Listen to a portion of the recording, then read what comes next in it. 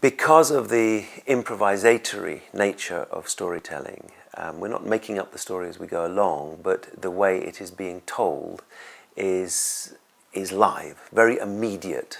We are a medium, we're mediating the story, but I think this word of medium and immediate is quite dynamic in this sense, because certain stories, not all stories by any means, and I think one has to realize that there's a difference between a folk tale, a fairy tale, an epic, a myth, a legend, a fable, a wonder tale, this ocean of stories.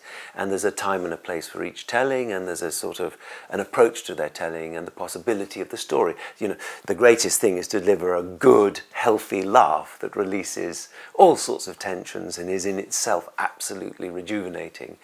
But certain stories speak of for instance, myths and epics speak of the gods, the higher forces. What are these things? Who knows? But they're energies, and they're giving a metaphorical form for a whole world.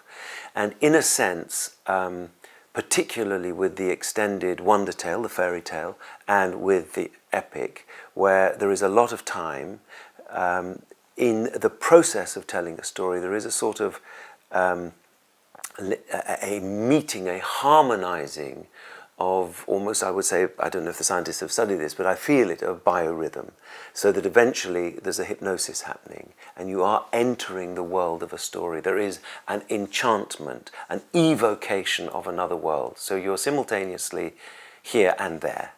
And the trick is to not take everybody off into a complete dream, but to bring them back to being here in order to go off again.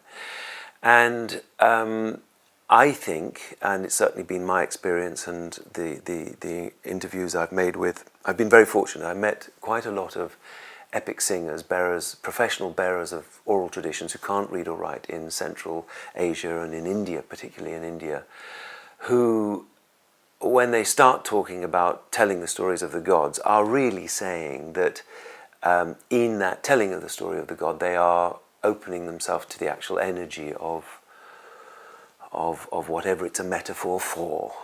They see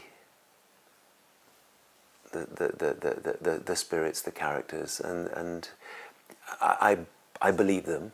I believe that there is a sort of a hallucinatory quality whereby the intensity of imagination is so strong in here, it's so strong there that it begins to come outside, and there's almost a we are in that world, we're taken by it. Therefore it's a very powerful medium, and therefore the responsibility of the values that are being transmitted, or the questions or the experiences that are being explored in this, have to be under constant respect.